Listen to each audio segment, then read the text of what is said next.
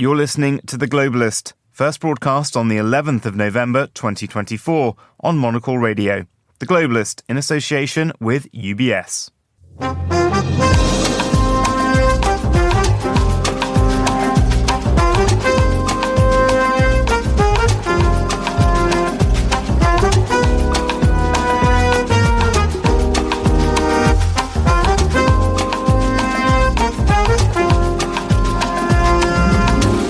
Live from London, this is The Globalist. I'm Vincent McAviney. Coming up, who's hearing "you're hired and you're fired" from President-elect Donald Trump? And is Mozambique's decades-long ruling party about to face the 2024 incumbent curse? Plus, there is this somewhat monolithic sort of perception of what the Arab world is all about, and design is such a great vehicle to be used as a tool for storytelling, representation and identity. We check in on Dubai Design Week. Then, it turns an online travel agent actually into a travel agent, like we were all used to on the high street, in an artificial intelligence way. We hear about new concierge technology at the World Travel Market, plus the day's papers, arts news, and would you buy a necklace which helped Marie Antoinette lose her head? That's ahead on The Globalist, live from London.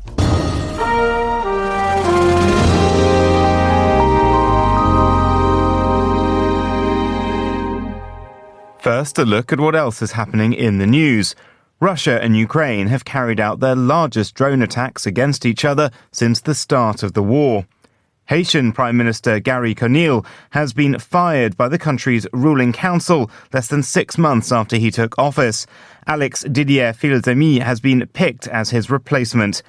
And toy maker Mattel has had to apologise after accidentally printing the address of an adult website on doll packaging for the Wicked movie rather than the film's own website.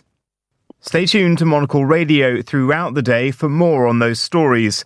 But first, over the weekend, Arizona finally declared Donald Trump the winner of its 11 electoral college votes, elevating his tally to 312. It completes the president-elect's sweep of the 7 key swing states, giving him a 90-vote victory over Vice President Harris. Since the election night celebrations at Mar-a-Lago, Trump has stayed uncharacteristically quiet, making no appearances or pronouncements. The only announcement from his camp has been the appointment of veteran campaign chief Susie Wiles as his administration chief of staff, making the so-called Ice Maiden the first woman to hold the post. To get an insight into what might be going on, I'm joined now by Monocle's US editor, Chris Lord. Chris, great to have you on the show. Firstly, why do you think Trump has been quieter than we might have expected over the past few days? Well, Vinny, I can actually say that in the past hour, sort of in the late Sunday evening, he's actually just announced on Truth Social, the president-elect's own social media site, he's announced that Thomas Homan to be the Department of Homeland Security Secretary. Now, Homan is infamously a hawk on the border. He's going to be the border czar. He's somebody who's previously talked about the idea of splitting up illegal immigrant families as a deterrent for people coming to the border. He did quite recently an interview on 60 Minutes where he laid out really a very stringent border policy that would have those who are around Trump talking about the need for a tougher action on the southern border, really kind of celebrating that he will now have this post. But in terms of personally coming forward and doing more speeches and all that kind of stuff, look, we've just come out of this very long, pronounced election cycle where I think there's a feeling amongst the Trump camp that they need to now work out where this goes from here. What you do get the sense is that we're going to see more of these appointments, I suspect, probably done over social media in the weeks and days to come. But what is interesting is that right now you have two forces at work. The first is that there's a big gathering of very ambitious people around Mar-a-Lago in West Palm Beach right now who are either been invited to stay in the club, and therefore that probably gives quite a good indication they're going to be quite close to things. Elon Musk is there as we speak, but also around the hotels around West Palm Beach, you've got people like RFK Jr. who basically just holed up there, waiting for the call from the man himself about whether or not they're going to get a position in the cabinet. So you have that as a big sort of push here, and at the same time, Don Jr., which is obviously Trump's son, we understand, very, very involved in who is getting these appointments and the kind of direction of the cabinet. So those two sort of dynamics are at work here, and I suspect we'll hear more from that in the days ahead. And we know he had a big hand in picking the vice president-elect, J.D. Vance. Just to come to that main appointment that was made last week, Susie Wiles, the Chief of Staff, what do we know about her? Because she's a veteran going back to sort of the Reagan days. She is indeed. And of course, she was the campaign co-chair that's now got Donald Trump as the president-elect. I was listening to a couple of people talking about her earlier on, and, she is very much regarded to as they used the phrase of what was once said about Margaret Thatcher as the kind of Iron Lady of American politics. But also she's a big Florida person, and she's been very involved in various campaigns over the years of getting people into senior positions in and around Florida, as you said, going right back to the Reagan era. In this case, I think what we can probably read from that is that Florida and the sort of people who are on the right there are going to play a very important role, I would say, in this future cabinet. And by that, I think they might not necessarily be front bench kind of types, but the people who are going to be in the machinery behind the scenes, setting certain policy, they're going to be, Florida has been a testing ground, a staging ground for conservative politics, ramping up more and more in recent years, certainly for the kind of trail that Donald Trump has followed with regards to a slightly more populist and more kind of, we think of, the governor, Ron DeSantis there, prior to his sort of failed primary run, he was very much viewed as a kind of inheritor of what Trump had tried to do from 2016 onwards. I think that you're going to see Florida rear its head very much so. They're already calling, once again, Mar-a-Lago the Winter White House. This idea that sort of power is kind of split now between Washington, D.C., where President Biden still remains in power, and then the view towards the transition in January. But I would suspect Susie Wiles is going to be very, very powerful going ahead. And what kind of... she's going to... And what kind of management style do you think we can expect? Because Trump's first administration suffered a high burnout and turnover rate.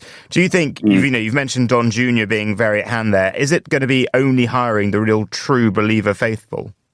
Yeah, it's a great question, Vinny. I would say, look, there's two things. The faithful is very important. Loyalty is going to be, and actually, hilariously, they've not really made any illusion of it. The people around Trump have been briefing the media all weekend that essentially loyalty is going to be prized. Those people who throughout the campaign have not veered from the president, or indeed prior to that, Trump has already made clear that Nikki Haley, his former ambassador to the UN, and Mike Pompeo, his former Secretary of State, neither of them will have cabinet posts. And of course, both of those have expressed in the past some of their concerns about the way the last presidency went. I think one of the things that's been made very clear is that, there was a source to Politico over the weekend saying from within the Mar-a-Lago, essentially saying that people without presidential ambition will be what Donald Trump is looking for here. So that kind of gives you some thoughts. Can't be a bigger star. Absolutely. And, Don Jr. himself has said that he thought is he wants no one who thinks they're smarter than Trump himself. So there's going to be a kind of sense that they get people in who are willing to bend the knee and play the role. But I would just say one thing on that point. You've got to remember when Trump came in 2017 originally, he brought a lot of voices and people in who were kind of semi-establishment. They were people who wouldn't really, Rex Tillerson be the great example, who were sort of known in Washington, D.C., who had a voice there already. They were not completely outliers and wild cards because he wanted to smooth the idea that he was a kind of president in the mold of presidents that came before. And even though he was a bit of an outlier, he could bring that team in. I think here they're going to really push back on that. And you're going to see outliers come in. We can talk about, obviously, RFK. Well, that's my next question. Someone who did have presidential ambitions, RFK Jr., and a definite outlier, Elon Musk, they are circling Mar-a-Lago for jobs. Where might they fit in? Look, we can't speculate too much. We've been clear that, we've heard so far that Elon Musk has sort of made a job for himself, which is this Department of Government Efficiency is the way it's being billed. Essentially, that will mean slashing through government departments and rooting out inefficiencies and sort of trimming the fat of things like the IRS and so on to make them more efficient. I have to say, Vinny, watching this, you can't help but see certain parallels between Boris Johnson and Dominic Cummings in the UK, where, in that case, Boris Johnson looked to somebody, a technocrat with a certain way of looking at things and viewed a kind of very thin civil service. Elon Musk has come in with the same ideas. I wonder, once he gets in, if that is where this ends up, whether their relationship, which right now is very rosy, can kind of go the distance when Musk starts cleaving through these various government departments. But RFK Jr., it's been floated, this idea, potentially a kind of public health role. I think there is, now that the campaign is over, there's going to be, despite some of the will towards those who are loyalists and outliers, there is also going to be an element of taking stock here and remembering that, what is going to be most effective in those early days to impress the public that have elected him on such a big mandate. It can't look too bold that it is just loyalists that have been put into position. Well, and one of the things to get their agenda through, they've almost taken control of the House of Representatives, and they want to change the civil service rules so that hiring, firing, promotion isn't on qualification, but it could potentially be down to party loyalty. How dangerous would that change be? And I'm thinking particularly 4 years' time, say the Democrats are incoming, in terms of a smooth transition of power, that can create real problems, can't it? Look, it can, and these are the machineries of government. And I think, coming back to that Musk point, is that the IRS is something that he's really taken aim at as this kind of fatty, ineffective representative of the way that government and Washington DC works right now. I think they need to be careful here. There have been many years of underinvestment in some of these departments and civil services, which has given Americans a certain view that their institutions are very shaky. I think if you start then cleaving through it and stripping more people away, then it leaves the potential for even more distrust that the machinery of government works. And then, to your point about the potential changes to the rules in the civil service, I mean, these start to ring alarm bells with those who, throughout the election, the process of that, warned that essentially when Trump came in, he had visions of essentially recreating the way government is done. I think we have to keep this in perspective here. Our example here in the UK of making cuts to HMRC back in the sort of Cameron era was that it can really affect an agency able to sort of tax collect. Trump already put trillions of dollars of debt on the US in his first term, and if you're not able to collect tax properly, that will create problems. And Chris, just a final question. We've already mentioned him, Don Jr. He has taken to Instagram stories over the weekend to mock President Zelensky of Ukraine, posting a picture of him looking a little bit glum in an old photo next to Donald Trump, saying that feeling when your allowance only has, I think, 38 more days. I mean, what kind of signal should we be taking on that in Ukraine? Because he is glibly mocking him here, but this is deathly serious for people across Ukraine. Look, and I looked at that a little bit. I felt it was a little bit of an overstep by Don Jr. on the part of his father. Trump wants people to follow his lead. And dare I say it, while Don Jr. right now, I'm sure, feels very, very powerful within what's happening there, Trump also moves to his own drum. And I think that that felt to me a little bit like an overstep for actually what Trump wants to present right now. He wants to present some ambiguity on Ukraine. It's not clear exactly what he wants to do. We know that there have been conversations, between him and Europe with regards to what's, essentially the transition and so on.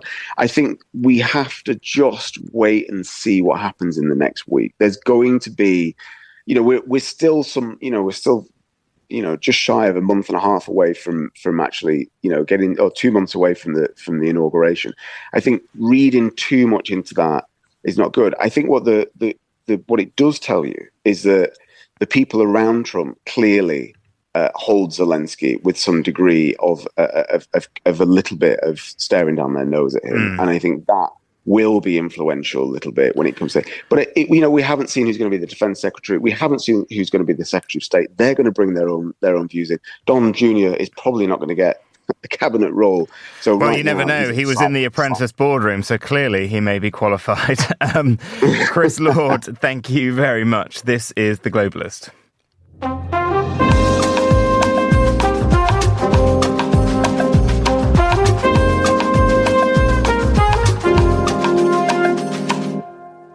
It's 9:14 in Maputo and 7:14 here in London. To Mozambique now, where soldiers have been deployed on the streets to help keep order following weeks of protest against the ruling Frelimo party, which have seen at least 18 people killed. Frelimo has been in power since 1975, but has often been accused of rigging national and local elections, including those held last month. To discuss this, I'm joined by Tara O'Connor, founder and executive director of Africa Risk Consulting, a pan-African consulting company. Tara, thank you for joining us. For background, how did last month's elections play out? Well, the elections themselves went well and took place in relative peace. But when the actual results were announced on around the 25th, it really did seem to be very obvious that what observers and what the opposition had seen, which was widespread irregularities, particularly, and great differences, and these have emerged in the different results between the presidential, provincial, and legislative elections. And so that has led to, the opposition leader, Venancio Motlane, who is quite a new and dynamic and young opposition leader that has really emerged as powerful around these elections, to call for a series of protests, which have led to these clashes with police, from which at least 18 people have been killed. And how big has the scale of these protests been? Are we talking, thousands of people, tens of thousands of people? Well, we're talking substantial people coming out and protesting. I would say in the thousands of people, and very youth-dominated, and very much present in both Maputo, the capital city, and in the suburbs and adjacent areas where the opposition is strongest. Motlane was a former candidate for the elections as Maputo mayor, so he's got a great deal of strength there, and also in about 3 provinces to the north of Maputo. But really, Frelimo still has an awful lot of support in a number of the provinces, of the 11 provinces. And so what's ironic about all of the manipulation of the elections to ensure that Frelimo won yet again is that probably Frelimo would have won had the elections been transparent and competitive. So, you touched on it there. A lot of African nations have very young populations. Are they angry at the party, unhappy with the running of the country, or are they sort of more angry at the fact that they have messed with what should have been fair elections?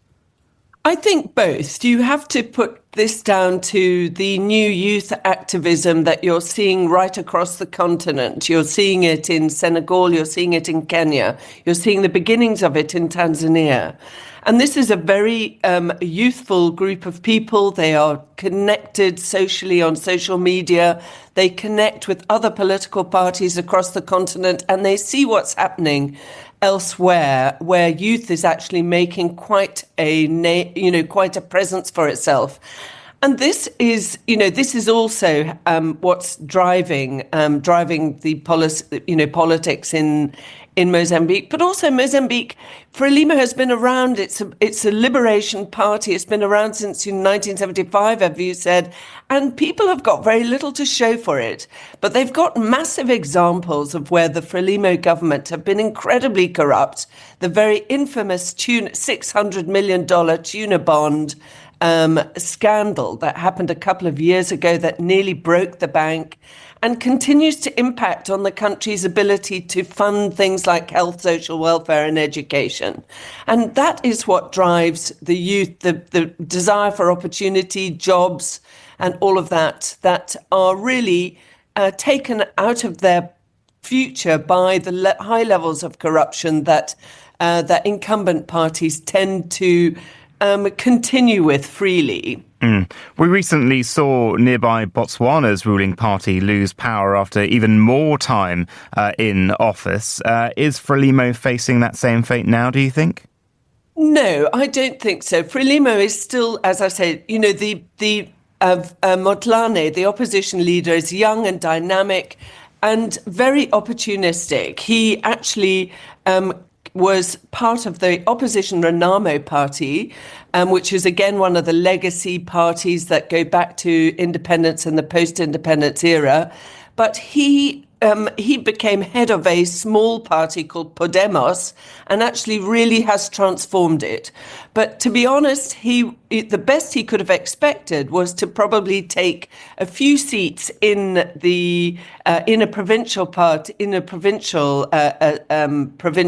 assemblies and a few seats in the National Assembly, which is roughly what has happened, even with the manipulation of the election results.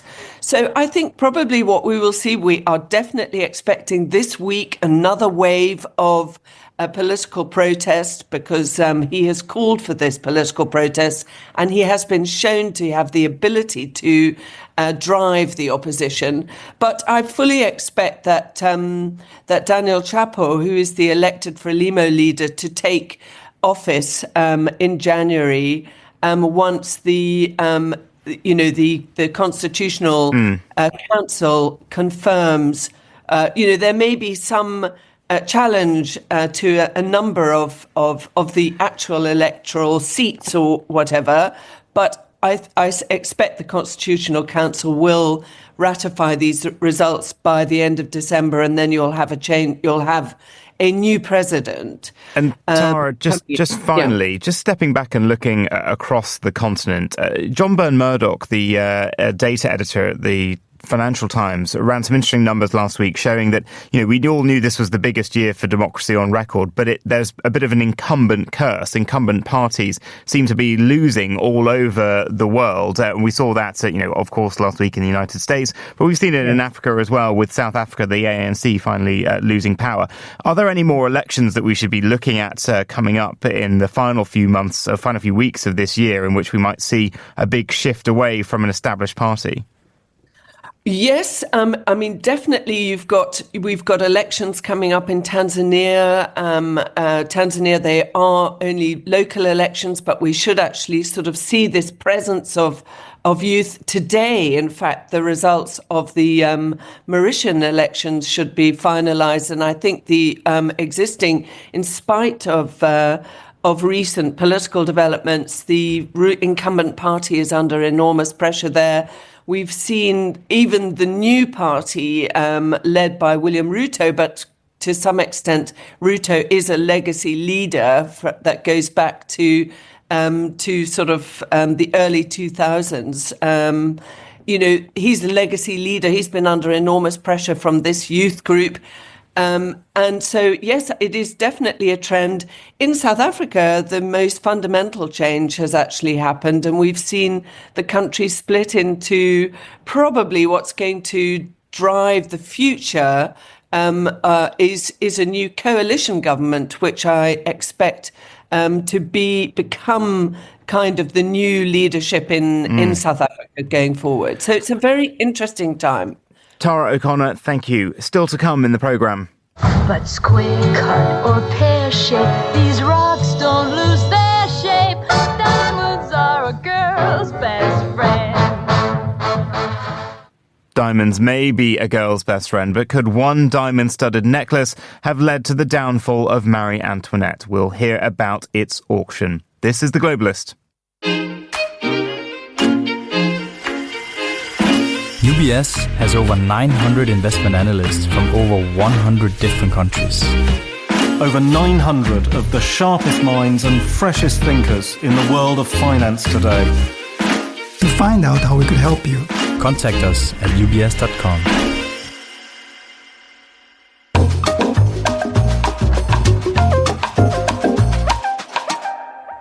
Well, Well, let's continue now with today's newspapers. And joining me in the studio is Terry Stiasny, author and political journalist. Morning, Terry. Where are we starting? Good morning. I think we're going to start with a couple of the UK front pages this morning. And basically, so Keir Starmer, the British Prime Minister, is heading to Paris this morning to go and meet Emmanuel Macron. And The Guardian reports this. Starmer at French Armistice Day in show of European solidarity. And The Times reports that the PM's heads for Paris to talk Trump and tariffs. So this is quite a symbolic day. So Keir Starmer is going to be the first British Prime Minister to go to the French Armistice Day commemoration since Winston Churchill in 1944. And so obviously, standing there shoulder to shoulder in sort of remembrance of the First World War is quite a big, it's a big gesture. It's a big symbolic moment. But as everybody is reporting, there seems to be a lot more going on behind the scenes. Obviously they want to talk about Ukraine. They want to talk about Gaza, and they are looking at, other issues as well. And as the Times are reporting as well, that they want to talk about the impact of tariffs potentially on Europe and on the EU. And in terms of Labour's plan to sort of pull the UK closer to Europe, do you think it's little small gestures like this that are key? Yes, I mean, I think, it is very interesting that he's doing this sort of so soon after Donald Trump's election victory. And, because there's quite I suppose, being pulled in different directions in the UK. There are a lot of people, the Conservatives who might be arguing that Britain should be trying to do trade deals with Trump to avoid the threat of tariffs. And despite the severe impact for British farmers who they claim to, care for so much off the latest budget. Well, yes, what would the costs of that would be? Would it mean, having US food imports with, different food standards that everybody has always been very resistant to? But it does seem that, in the first instance, it tends to be moving a bit more towards going to talk to France, going to talk to Europe, and sort of trying to find common ground, particularly on issues like Ukraine and defence and talking about missiles as well. And it was interesting last week, wasn't it? Because I can well remember in 2016 when Trump came to power, Angela Merkel got out really quickly and sort of established herself as kind of the pillar in terms of the Western order, and we know she sort of ran rings around Trump at summits, G20s, G7s during his first term. She's long gone. The German government collapsed effectively last week. Macron thought he was going to be sort of the big man of Europe. It's never quite worked. But someone pointed out at the European Political Community meeting that Keir Starmer is actually the only leader guaranteed to still be in office, despite, unless of like catastrophe, when Trump actually leaves office, because he's got a big majority. He doesn't have to have an election until summer 2029. So he is sort of the European continuity leader through all the coming years, isn't he? Yes, I suppose so. I mean, we had, Emmanuel Macron, of course, last week talking about, are we going to be herbivores or are we going to be carnivores or omnivores, sort of when Europe sort of facing the United States, and suggesting that, Britain should and Europe should be a bit more carnivorous. Now, of course, Keir Starmer's actually a vegetarian, but, politically he may well be the one that finds a way to do this. But also, the difference is that, of course, he's not in the EU, and then, that Britain is in this slightly different position as a sort of a go-between between the two. Well, moving on now to Baku, where the UN Annual Climate Conference COP29 this year is about to open up. Azerbaijan, a noted petro state, which main imports are oil and gas. So how do we think this is going to go? Well, this is an interesting one. I mean, this is where Keir Starmer is heading after he goes to Paris, and it seems like he's going to be quite lonely in terms of world leaders going to the COP summit in Azerbaijan, because Biden isn't going, Macron isn't going, Scholz isn't going, Ursula von der Leyen isn't going, Charlie. So, who's going to be there? Keir Starmer is going to be there. But he will find, that obviously Azerbaijan, such an important state in terms of oil production. There's been a lot of reporting over the weekend suggesting that, even as they are preparing to host this big gathering, that, Azerbaijan is still trying to do deals on fossil fuels as well. And a lot of climate campaigners are pretty upset about that. I don't know if they should be surprised about it, but they are certainly cross. In the Financial Times, there is one report which is quoting someone as saying this is pernicious, I think, the perfidiousness and hypocrisy of the global fossil fuel industry. Well, why do you think the UN, the UN sort of, it's a rotating presidency, but can the UN not grasp that, last year it was in the UAE, UAE. This year it's in Azerbaijan. Doesn't it undermine the whole thing in public perception to have it in what are petrostates? You could take out the petrostates and have plenty of places to host this meeting.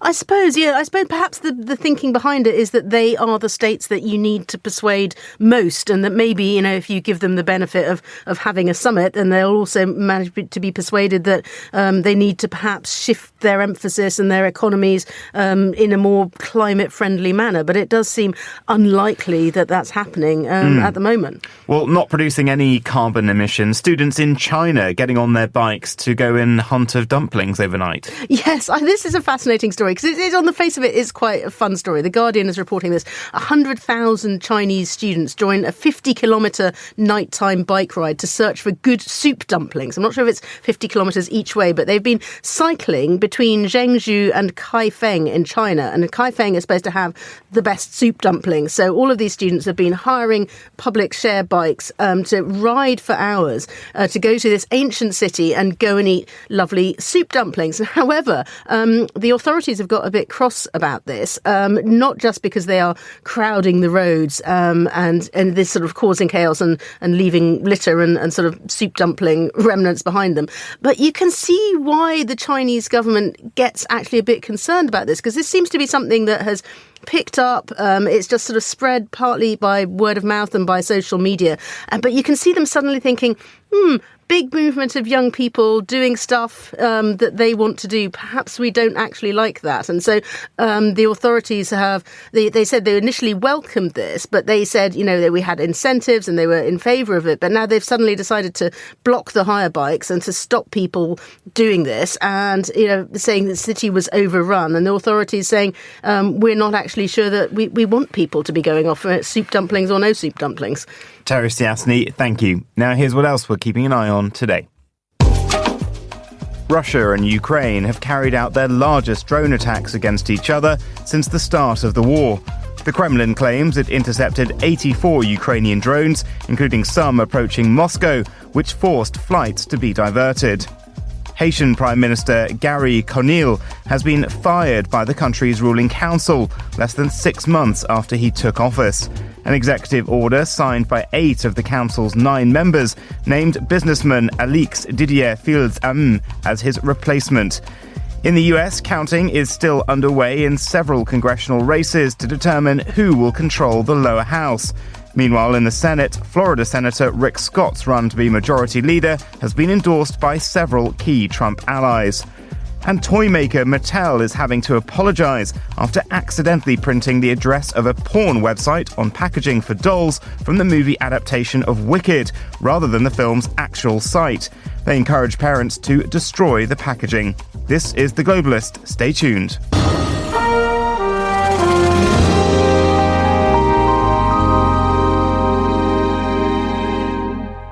Well, Dubai Design Week wrapped yesterday. The 10th edition of the event gathered upwards of 500 exhibitors from at least 40 countries. Monocle had a pop-up shop and cafe at Select Shop Frame in the Dubai Design District, where our design editor Nick Manise sat down with the Dubai Design Week director Natasha Carella to discuss the highlights of the event.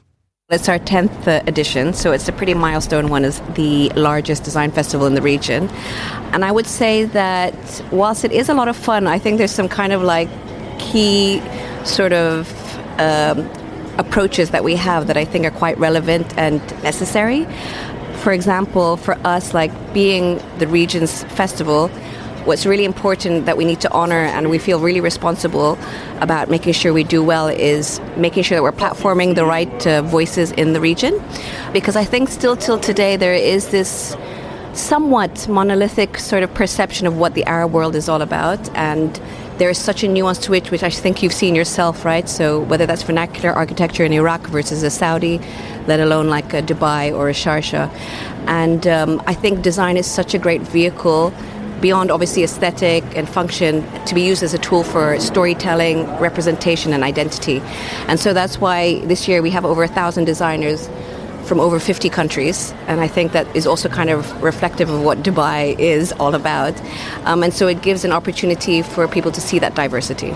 I mean, I'm curious as well how you grew up here partly, you live here now. The city and the Emirate has changed so much in recent decades. I mean, are you seeing a shift in terms of, maybe a confidence in the local design scene and maybe less of a reliance on the star architects and more on, I guess, local talent? Oh, absolutely. And that's also been such a pleasure to be like a part of, and just in a small way, because I think to sort of like evolve an ecosystem, such as like something when we talk about design, when Dubai Design Week started 10 years ago, there definitely wasn't such a huge offering of local design. A lot of it was imported, let's say. I mean, there are the originals who have always been there, but I think there was a lot more that could be done. And typical Dubai fashion over the last 10 years has really accelerated, and in such a great way by so many of these various stakeholders that make up this ecosystem coming together, whether that's the sort of academic offerings, about 7 years ago, Dubai Institute of Design and Innovation set up, and there's been so many alumni who have gone on to do amazing things, through to cultural institutions having really kind of strong programs that support design and designers through funding, through residencies, through various programs, as well as even events such as Dubai Design Week, which is really here to kind of like be a key moment in the calendar for all of the international and regional scenes to come together and sort of exchange ideas. And so here today we've got there's such a strong local design scene at the moment, and it's only getting stronger. And I think that it doesn't mean that we don't need international. I think there's a beautiful sort of exchange there, but standing at a kind of like level exchange rather than some international parachuting in and telling us how we should be telling our own story. So there's a little bit more of a discourse and more of a dialogue. I mean, I want to ask as well, you touched on it sort of previously, but you're talking about maybe a Saudi vernacular or an Iranian or an Iraqi vernacular. Is part of Dubai Design Week also giving people a platform to, I guess, share these things that might fly under the radar a little bit? Oh, absolutely. So one is, as I mentioned, like how important it is for us to own our narrative and to showcase that on our own terms. But then the other is also that obviously, sustainability, responsible design has become such an important topic across the world. And we're always like looking at technology to sort of figure out what are the best ways in which we can produce or make or build responsibly. But there's so many sort of ancient technologies or ways that have been in place for thousands of years around the region that need to be known about and explored and even experimented on again. So, for example, one of our installations, it's called the Present Absent Mudif. It's by this incredible young Iraqi architect, Ola Saad Zanad. And she wanted to highlight the story of this marginalized community in southern Iraq who live in the marshlands. And so because they live in the marshlands, all of their structures, their buildings, their villages are made from reed, which has already cooling qualities, incredibly durable and very much sustainable. And they've been doing this for thousands of years. And for her to kind of like show that technology and craftsmanship, and I think it's really important to dig and explore again. Can we also talk about, I guess, some successes, some things that have been developed? We were talking about a special cement before we came online.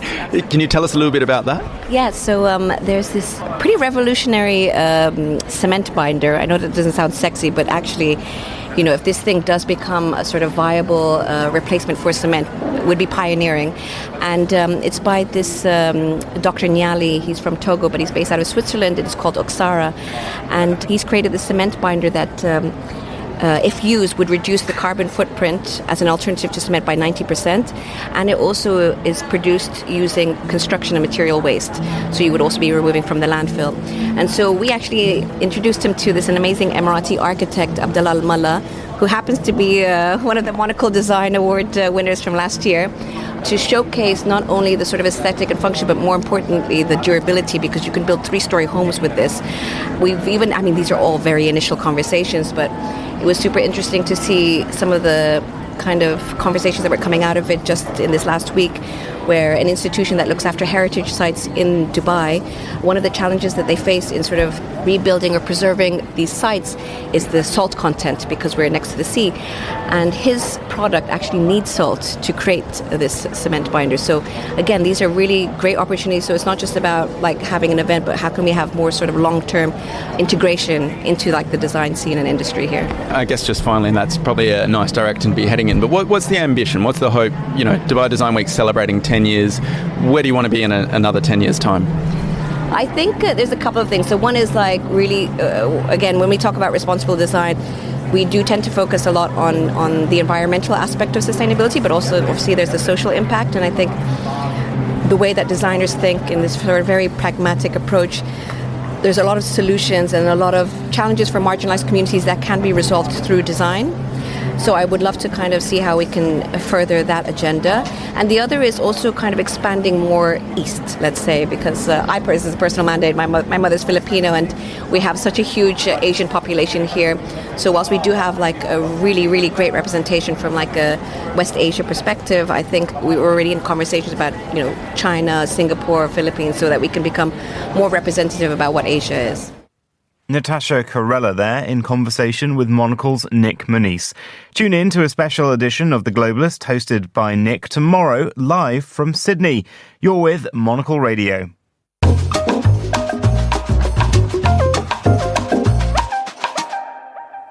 Now, the World Travel Market in London has come to a close after welcoming 30,000 through the doors of the Excel Centre. Selected as the event's official technology partner, Trip.com Group had a large presence celebrating its expansion in Europe, including its new concierge assistant, Trip Genie. Andy Washington, General Manager for Europe at Trip.com Group, sat down with Monocle's Tom Webb to discuss the growth of the business. We want to get our name out there. We're a big global player, but in Europe we've been fairly small. But over the last 3 years we've grown phenomenally well. World Travel Market's the greatest environment to spread that word within the UK industry. And of course you have more European players here as well. So our technology partners, our hotel, our flight partners are all here. So it's great to meet them in one place. It's great to demonstrate our brand and show that we are a presence in the market. And that's not in an arrogant way, but we've got to make ourselves known to the industry, and we're proud to meet people. I think the key part of that though is then to create partnerships, and that's what we're in the industry to do, is be a partner, not to take advantage of anything, but to make sure we build those partnerships. And we look at that across our customers, but in this environment for World Travel Market, working with hoteliers and airlines to really build how do they grow, but how can we grow with them. You mentioned hoteliers. Monocle Radio, big fan of The Concierge. We have our own travel podcast called The Concierge. Great. You are entering that world. Please tell us how and what that looks like.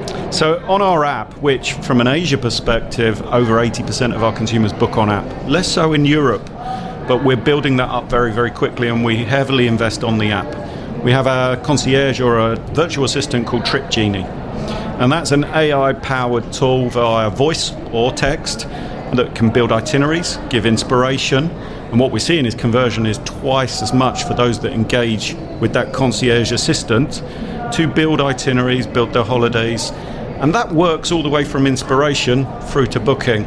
So as AI becomes more and more important in the industry and it becomes more personalised, that's only going to continue to grow. And then we see the younger generations engaging with AI in everyday life. But what it's finding now is it turns an online travel agent actually into a travel agent. For many, many years, the OTAs have been booking engines.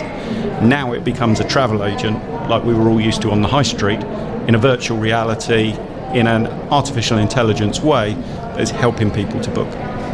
Now, something smart that you do that I'm a huge fan of are these travel tours for visa-free travel. If you're flying into Shanghai, for example, you've got 24 hours in Shanghai without a visa. What on earth can you do in that time? Sounds like Trip.com have a solution. We do. So we offer an opportunity for 3 different tours, a walking tour, a city tour and a river tour, where the consumers can engage with that. So we have those. We've now had over 3,000 passengers that have been doing that. So it gives you the opportunity to see Shanghai if you're passing through. And I think that's a great experience. We're seeing a lot more of that between leisure travel. So people who are travelling for business will now stay over in a city. But it's also a great opportunity to educate the world about China, which sometimes has different perceptions, but gives people a different outlook, a view of the culture, and an opportunity to see Shanghai. And Trip.com provides those stopover tours for them. And Trip.com are expanding in so many different markets. You do hotel bookings, flights, train tickets. Where's your biggest growth market, even though it sounds like all of them are currently booming? Wow, yes. We're growing massively in Asia. And then from a European perspective, we've had triple-digit growth the last 3 years, and we're very excited about that. We know there's a long way to go in our growth journey. The UK is our biggest market in Europe, but we are also growing in France, Germany, Italy, Spain. All of our lines of business are growing. You touched there on train. That's a big success story for us this year. We are now doing tens of thousands of tickets each day. So that's an exciting opportunity, and that leans into a sustainable world as well. So we're a one-stop shop for hotels, flights, train, tours, tickets, etc. But that now brings that into an environment where we're growing that all across Europe. And why should consumers come to you over your competitors? I think one thing that really stands out for us is our focus on the customer. And we don't just mean that in words. We don't treat customer service as a cost. We treat it as a given. So whether that's pre-trip or post-trip, whatever help or support you need, or what we can provide in terms of information through AI, through our app, making sure that you've got a smooth, seamless journey, we provide that. 90% of all our contacts from the customer are now solved instantaneously through AI. And it's not a chatbot. It's proper technology and AI trained to give the right answers. Also, if you're flying abroad and your flight's delayed and you have a hotel or connecting flight, our technologies will adjust that booking for you and send all that information to you. So it takes the stress and the hassle out of that. We really pride ourselves on that customer service level, and that's a mixture of our people in our contact centres who are also using AI for information, and the AI on our site. And our Trustpilot score yesterday grew to 4.3, so an exceptional level, which is probably one of the highest in the industry. Not many travel companies focus enough on customer service. So we see that, but we also make sure that the product, the technologies, the booking path, everything from inspiration all the way to post-booking is the best that it can be, and it's localized. A UK customer is very different to an Italian customer who's different to a German customer in our booking patterns, our behaviours and our wants and needs. So again, we're not one size fits all. We try to localise where possible and make sure that we've got the right supply, the right product, and then the right booking path for each consumer. Speaking of the booking path, it's fair to say that Trip.com often comes up as the cheapest offering on price comparison websites. If you are to grow, how can you still offer that very, very low cost price? Again, it's a mixture of the economics in the industry with the buying power that we have in terms of the volumes that we generate, particularly historically from Asia. That gives us good partnerships. We're not just about discounting, we don't do that. We work on parity deals, which are rife in the market, and we work with our partners. They set the pricing. There's revenue management between all OTAs, but it's not about a race to the bottom. It's about giving quality, but value as well. Andy Washington in discussion with Tom Webb. This is The Globalist on Monocle Radio.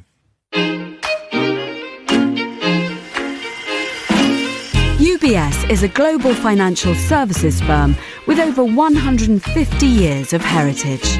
Built on the unique dedication of our people, we bring fresh thinking and perspective to our work. We know that it takes a marriage of intelligence and heart to create lasting value for our clients. It's about having the right ideas, of course, but also about having one of the most accomplished systems and an unrivaled network of global experts.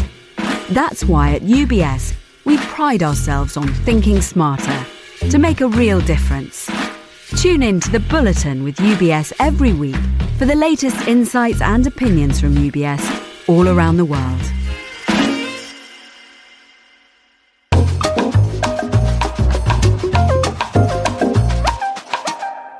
Well, it's time to talk arts and culture now with the arts journalist Amma Rose Abrams.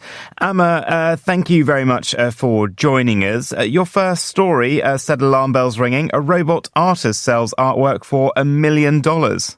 It's alarming. Yes, this is the story of Ida, who is this AI-powered robot painter that came on the scene in about 2019, but has now risen to the stage where she's sold a painting on a digital Sotheby's auction for £1.8 million. The painting is called AI God. And yes, I mean, she's been making work and doing the rounds for some time. You know, you could go have a conversation with Ida or watch her create something. This brings her to a whole new stage and creates a market for her work. And the painting depicts Alan Turing, sort of the godfather of early computing, famously depicted by Benedict Cumberbatch in The Imitation Game. He sort of cracked the Enigma code. Did she is she advanced enough that she's deciding what she's doing and painting, or is someone sort of directing her? I think she's being directed for sure. I think she's creating, so to speak, and actually making the work that is from her own data set or from her own kind of from her or from it, so to speak. But I think she is prompted to make things. And to Paris now, where Paris Photo brings the photography world together for its annual celebration. What's going on there? Paris Photo is, as you say, it's like this kind of amazing kind of coming together of the whole photography world, which is so broad. I mean, it's everything from art to photojournalism. So it's just this huge kind of enormous meetup. And I felt like at the weekend I was walking around and I could see a lot of mixed media work. So people bringing in other objects, kind of like disturbing the photography either via digital means or via AI, and kind of really pushing it more into an art context. There was a lot of photography like that. But then there were also a lot of discussions about things like archives, because I guess as in any kind of storage, these people have huge bodies of work. Where do you keep them? What do you do with them? How do you choose what to keep? And with people being discovered late in life, as we kind of like, where the perspective will shift. So amazing photographers like James Barner, Ghanaian photographer who has risen to a far greater prominence, in his 80s and 90s. It's like there's these lifetime bodies of work that people want to keep. As kind of opinions shift, where do you keep them? How do you make that happen as a family or at an estate level? Once your kind of loved one has passed on, how do you make sure that this body of work is there for people to discover in the first place? And young people as well, getting into galleries at the start of their careers. Some discussion of that. Oh, yeah, exactly. I mean, it's like a lot of these kind of young photographers, it's such an expensive medium, but it's such a popular medium. And so it's kind of like, how do you springboard young photographers into their careers? How do you support them? There are all these kind of like set modes like they are in any careers, like making a book, having a show, creating and taking these bodies of work, going to places or making the time to make the photography in the first place. And people need support. And often in photography world, it's through grants, bursaries and awards, as it is just so expensive. And it's about keeping these channels open for people, I think. And finally, Anishinaabe artist Nico Williams has won Canada's Sobey Art Award. Yes, it's the most prestigious award, and I mean it's 100,000 Canadian dollars or about 72,000 US dollars. It's a huge prize, and he's won it, and he's really, really interesting artist. He takes these traditional techniques, as beading techniques, really intricate, very kind of time consuming. I think he has a whole studio of people that work with him who he says he's, going to benefit from this award as well. But he creates these incredibly beautiful kind of structured sculptural pieces. And but he takes these techniques and he makes them into more contemporary art objects that speak to our kind of way of living now and our kind of concerns. So it's kind of taking these traditional kind of techniques and using them in a contemporary way. And that's why he's received the award. Amarose Abrams, thank you for joining us. You're listening to The Globalist on Monocle Radio.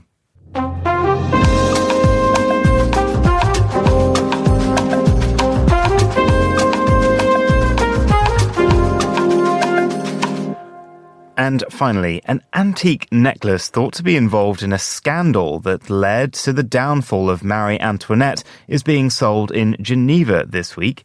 The necklace, comprised of 300 carats of diamonds, is valued at roughly 2 million Swiss francs and hasn't been seen publicly for over 50 years. Tobias Cormind, Managing Director of 77 Diamonds, joins me now in the studio. Tobias, thank you for joining us. When was this necklace made and how exactly did it come into the life of Marie Antoinette?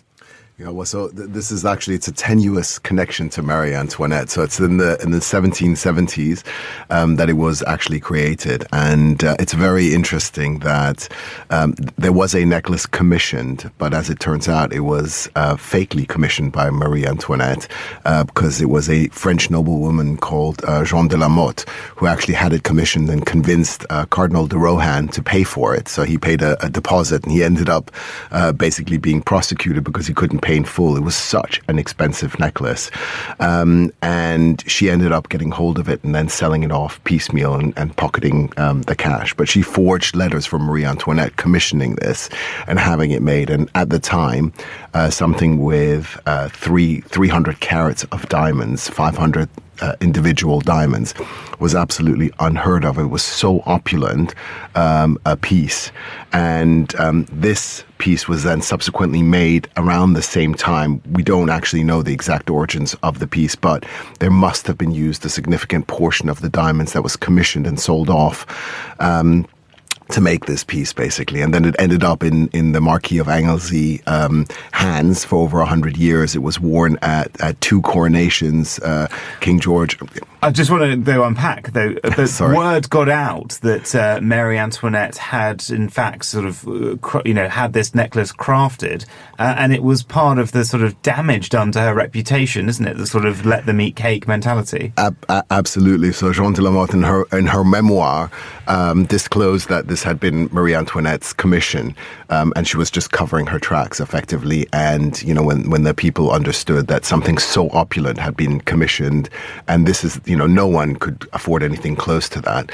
This was another large piece in the pie that led to Marie Antoinette eventually being executed in 1793. And so what happened to it after the sort of French Revolution? Yeah, so the origins of the pieces were the stones were broken up and sold off, and at the time, they're such high quality that they're very likely to come from the Gioconda mine, which was the only large source of good quality diamonds. So this piece was made around that kind of time. So it's a Georgian piece, and it's unknown who made it, and it's unknown how it circulated, but it ended up in the Marquis of Anglesey's hands for over 100 years with a family until it was sold off to an Asian investor. And it's also been worn to some special occasions. You sort of touched on it there, including Queen Elizabeth II's coronation. It's a bit bold to wear this to a coronation, no? Given its history. That's exactly the kind of pieces that are worn. People go to these immense historical occasions and they show off, the best of what they've got, basically. So that's exactly what it was intended for, to be worn at these occasions to mark them, basically. And who do you think might be interested in purchasing this piece of history? Is France interested at all in sort of getting it back, given its significance to the foundation of the Republic, perhaps? Yeah, no, I don't think the state is involved and would be buying a piece like that, because it doesn't, it doesn't have an impact on the country's kind of royal heritage in that direct way. So it's not like a piece that was worn by, for somebody in the crown as a symbol of power, etc. Like we have the crown jewels here, which, I mean, if that ever came into other hands, I think the state would be buying them back. But so I think you've got other Asian investors would definitely be interested. I think because of the heritage and the significance of having such a large piece with so many diamonds of such good quality coming from from what is the most famous diamond mine in the world, and to have it all intact and in such good condition is extremely rare. So I think there's a really wide range of people that would be interested. So there'll be some museums bidding for this. There'll be lots of private investors bidding for this as well. Well, Tobias Cormind, thank you very much for joining us here on The Globalist. That is all for today's programmes. Thank you to our producers, Angelica Jobson, Laura Kramer and Tom Webb, our researcher, Sana Jumani, and our studio manager, Elliot Greenfield, with editing assistance from Lily Austin.